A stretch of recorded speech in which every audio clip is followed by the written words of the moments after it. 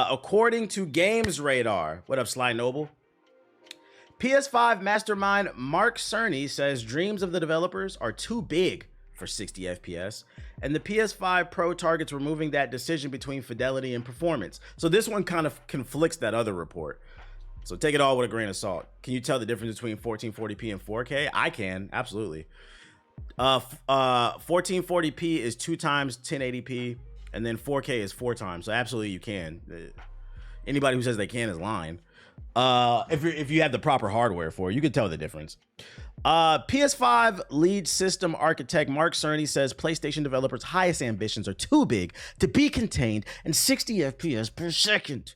And that's why we have different graphics modes for visual fidelity and performance. I do think it's funny that, and I mean, because he works from PlayStation, so he has to upsell it, right? And plus, Sony ponies believe anything that comes out of Sony's mouth. But the point I want to make is I do think it's funny that a console manufacturer is saying that our platform, it has no limits. That's actually kind of the purpose of the console. It has limits. It's a computer that's specifically designed for gaming. It's not meant to be upgraded. That's why you upgrade it it used to be every 5 years, but now for PS4 niggas, it's never. We're going to be in 2035. We're going to be at 3005 with Charles Gambino. Going to be talking about PS4. But yeah, they're saying no limit. In case you missed it, Sony lifted the lid on the PS5 Pro today, and although the hot topic is undoubtedly the $700 price tag, Cerny also shared his insight into the relatable struggle of deciding between the fidelity and performance mode when playing a game that offers players that choice. According to Cerny, 75% of PS5 players choose to optimize frame rates in performance mode instead of shooting for the sharpest image, and the biggest, fastest GPU crammed in the PS5 Pro is designed to eliminate that choice, or at least make it easier. I agree. I think most people, if they had a choice, they're always going to prefer 60 FPS or higher over the latest and greatest graphics. So I don't even know why we're talking about this fucking fidelity shit. Creators have made an amazing use of the hardware capabilities, but when I talk to them, I do hear about the desire for more graphics performance. Cerny says in a PS5 announcement video, the dreams of the developers are bigger than we could be supported at the 60 FPS, and that leads to an aspect of modern gaming that we're familiar with graphics modes. It can be a difficult choice for players. Welcome to the stream, Fear. 3005, and they still gonna be releasing The Last of Us 2, The Last of Us 2 remaster, the remaster of the remaster. So Cerny knew people wanted performance, and he said, wait, you like shiny ray tracing, right? You knew what they wanted. It's crazy. It's funny too, because I'd argue most people who get consoles, they get it for the ease of use. Like, graphics are not, like, it plays a role, but I don't think it's at the top of the totem pole. Because, like, if graphics is really, like, the most important thing for you, you would get into PC gaming. I would argue most people are mostly interested in just having a smooth frame rate and a smooth experience, especially because multiplayer gaming is bigger than ever.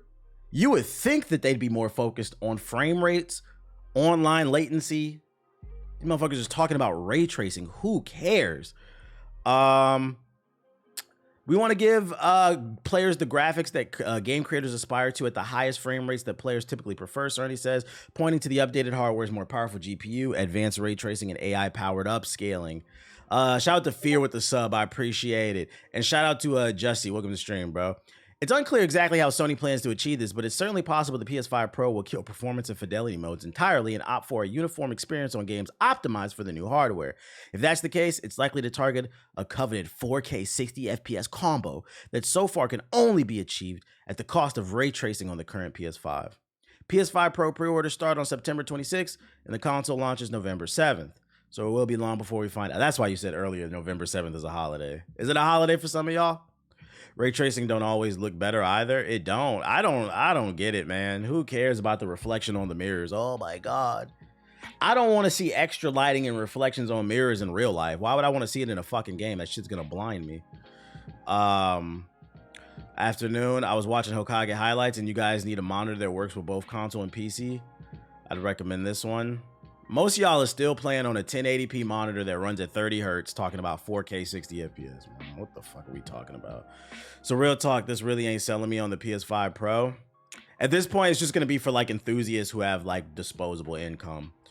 But for people, everyday people, I still don't think this is like, I'm not sold on this. I really think they should have announced it with at least 3 games where it was like, this is what it's going to look like on PS5 and this is what it's going to look on PS5 Pro, and it's only possible on the PS5 Pro. But instead, they showed off Ratchet and Clank, The Last of Us Remastered. Like, we have those games already, bruh.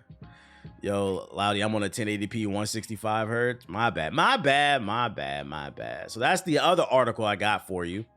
Also, we got some images comparing the graphical fidelity difference between the PS5 and the PS5 Pro versions of games, thanks to Kotaku. Let's check out the slides. Can you guys see it? Can you see it? Because I don't. Ooh. By the way, this is the PS5 Pro on the right. Ooh. Oh. Whoa. Wow. Look at the next gen console.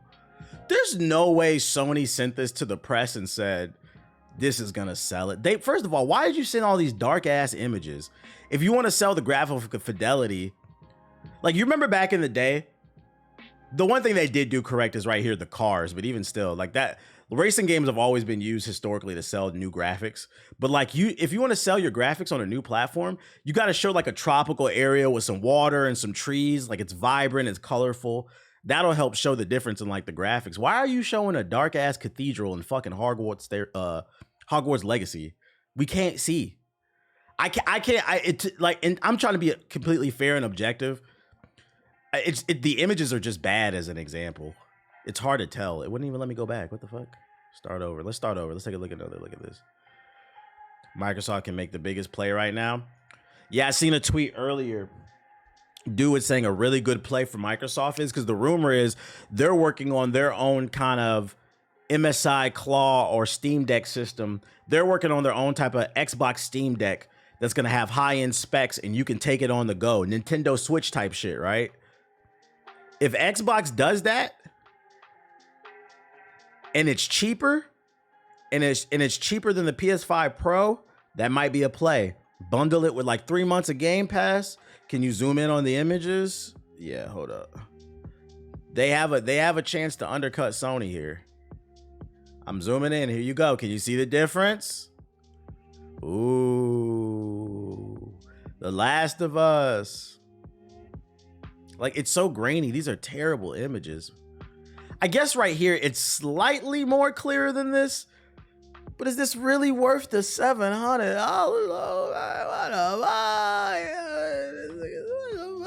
This is the one vibrant game, and I still can't really see the difference, bro. Corporate says, find the differences. Maybe we need to zoom in. What's the highest zoom we can go to? Let's go to 500%. 500%. What are images at? Oh shit. Damn, that's too. That's too fucking soon. I can't find this shit. Oh my god, that's fucking funny. All right, there's the image. Why does it keep? God, where's it at? Start slideshow. Come on. I don't think I can start the slideshow at this big of a zoom. That's crazy. 700 for a pair of reading glasses on the PS5. That's really what it feels like. Reading glasses, man. I don't know, man. This is a horrible first showing. I think it's a horrible first showing. I think, yeah, Xbox has a real chance to come in and undercut them. It's crazy because there's really going to be niggas flexing the $700 paperboard. Yeah, I think it still will sell well just because people want to flex, they have it. Yo, shout out to Slayer, man. You ain't got that shit? Like, I'm calling it right now. Don't be surprised if you see niggas buy a $700 PS5 Pro and then they post a picture with them taking it home in the seatbelt, or they use it as a door stop. Be like, yo, I just got my new door stop, or I just got my drink coaster. Oh, you don't got one, bro? Yo bad. You broke. Because remember, if you use Game Pass, you're on welfare, according to that tweet from yesterday. But the good news is, somebody was asking yesterday, do you think the price of the PS5 will drop thanks to the price of the PS5 Pro? We're already seeing it. We're also seeing GameStop trading in changing their store credit trade-in for the PS5. They dropped it already. Sony's now selling used PS5s for half the price of the PS5 Pro. You can get a refurbished PS5 for $350. Where's the link? Is there a link to the spotted by Wario64? Let's go to the tweet. What tweet? I never had a Twitter. I wasn't talking about you. What are you talking about? Oh, here you go. If you want the link, you can get a PS5 for $350 instead of $500 now. It is refurbished, but because it's coming from Sony, I'd imagine they're testing them, making sure they're running okay. So yeah, shout out to Wario. So if you're looking for a PS5 on the low, there you go. And like if you're gonna buy one used, it's probably better to buy it from Sony because they're most likely they're gonna thoroughly test it. It's not buying it from like a mom and pop shop or somebody off an app. PS4 niggas, this your chance? Yeah, PS4 niggas. The people on Hokage highlights, y'all need to come over to the live stream. So when I drop the link in the chat, you got it. Because I know some of you PS4 niggas is in Hokage highlights. I know y'all there. This is your chance. If you can't save up for $350, I don't know what to tell you, bro. I don't know what to tell you. Freaking, let's get a calculator out for PS4 niggas. Let's see, man. What's if we save $50 a month for 6 months? How much? That's $300 right there. So let's bump it up. Let's say 75. If we save $75 for 6 months, that's $450. That's almost enough for a new PlayStation. You mean to tell me you don't have enough self-control to save 75, probably like $60, $65 a month? You can't do it? What's the beeping noise? That's my washer going off. It's finished. I gotta put my shit in the dryer. But y'all can't all in my damn house. Y'all can't do this? Let's talk about it. This is the stuff. I know it's all jokes. We do the PS4 slander. Let's talk about it.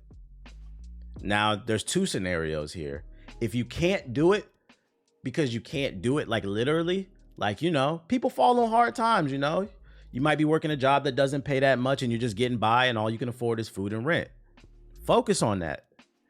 Focus on the food, the rent. You don't need the extras. You don't need to go to the movies. You don't need to play games. You don't need no new fancy car. You don't need no new clothes. And work on working your way up the corporate ladder or developing a new school. We need more, developing a new skill, I mean. HVACs, they started 100,000. Electricians, plumbers, we need more of those. Construction workers make decent money.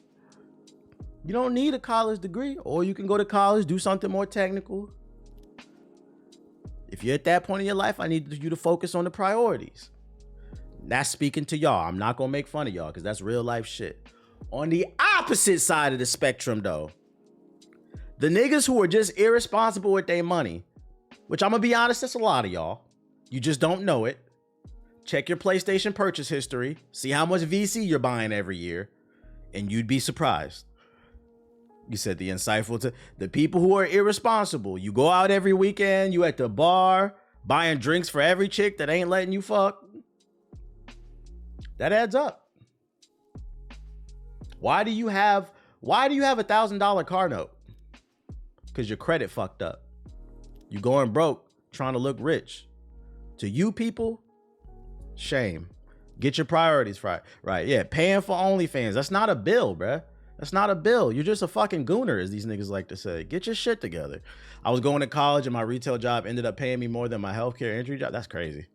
Get it in where you fit in. $350. I try to put y'all on right there. $350. That's the digital one, but that's shunted. That's my daily PS4 slander. And when all else fails, if what I said upsets you, you need to evaluate yourself and also remember, gaming is not a poor man's hobby. Gaming is not a necessity. Food, water, shelter is. Okay? Not PlayStation. 2K is not a necessity. You will be okay. What you mean, bro? No. Food, water, PlayStation. I don't need a house. I could be a homosexual, bro. I'll just fuck a chick. She'll let me stay on her couch and I'll bring my PlayStation over. Oh my God. We're out, bro. We're out. Accountability. Let's do it.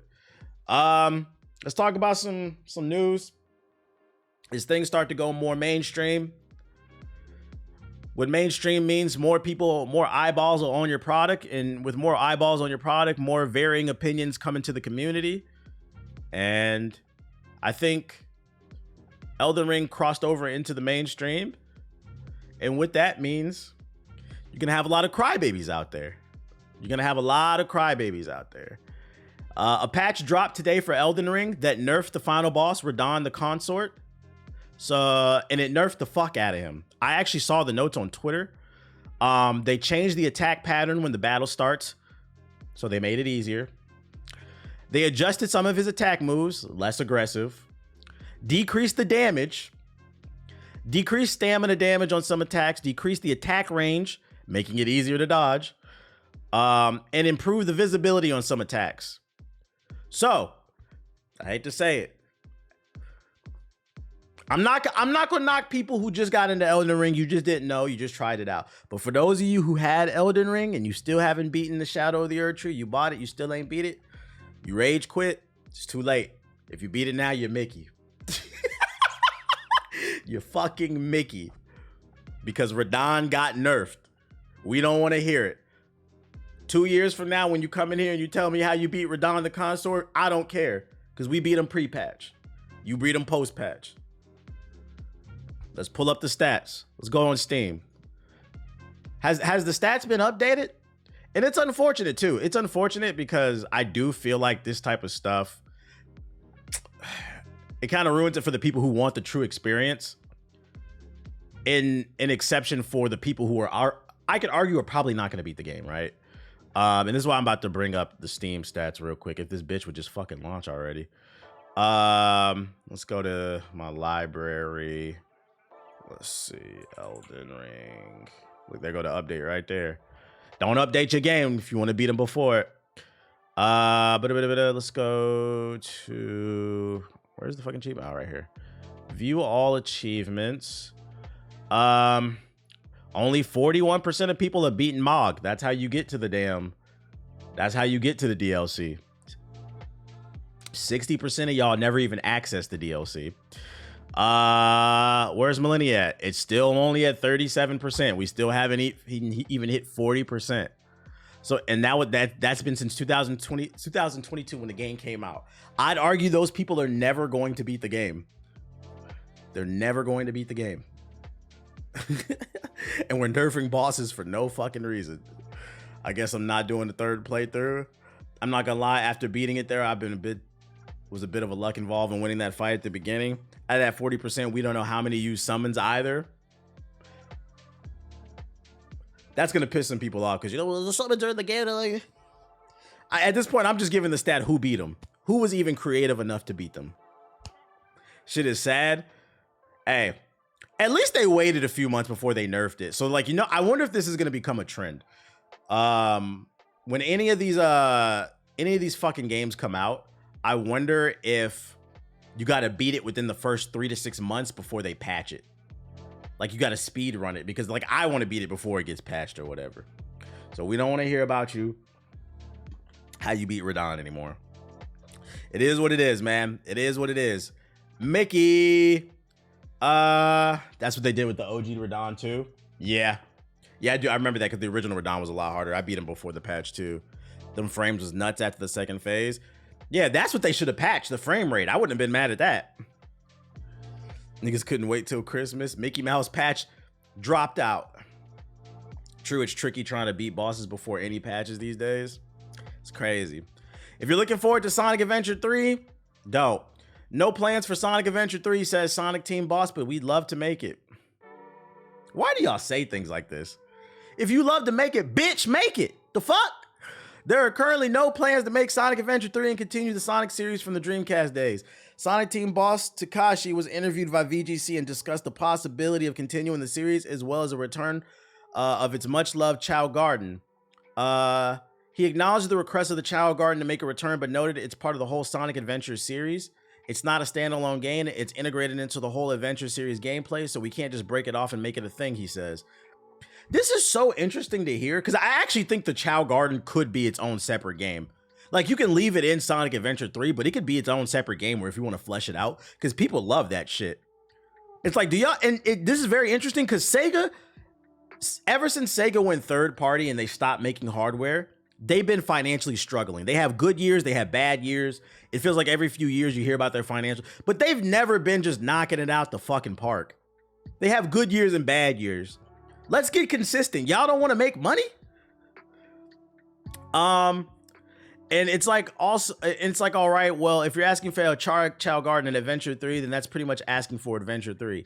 I think at some time I'd like to say, hey, yeah, we're making Adventure 3, but we don't have plans for that yet. It's just one of those things that if the stars align and it could all happen, then yeah, we'd love to make it. Yakuza gaining popularity in the West has been what's keeping them afloat. Yep. And does Sega own Persona 2, I believe? I know it's produced, I know it's developed by Atlas, but I think Sega's the publisher of that. But they do? Okay, I was about to look it up. So yeah, I would say Persona and Yakuza's kind of been keeping them afloat. But y'all need some more IPs. I think Sonic Generations the remaster is gonna sell pretty well, but y'all need some new IPs. For anyone who hasn't played we don't care. You're yapping. Like, why say this, man? Just make the game. At this point, I think they're just afraid because it's been so long since the last Sonic Adventure. It's gonna be hard to live up to that hype, but I think it would sell well regardless. Just take your time with it. Don't announce it before it's ready. Take your time, flesh out some ideas. Do some private tests, and then when you're ready to show something, show it. But like, if you guys are gonna make it, I would advise you don't show it until you feel confident. And if you don't feel confident, continue to scrap it until you get it right. Go back and play the first 2 games. Play the DX one too. Try to figure out why people loved it. Survey people on social media. You don't even gotta drop no hints. Just survey people. What were some of your favorite aspects about Sonic Adventure 2? Can you guys be as specific as possible? And make the fucking game. Jesus Christ.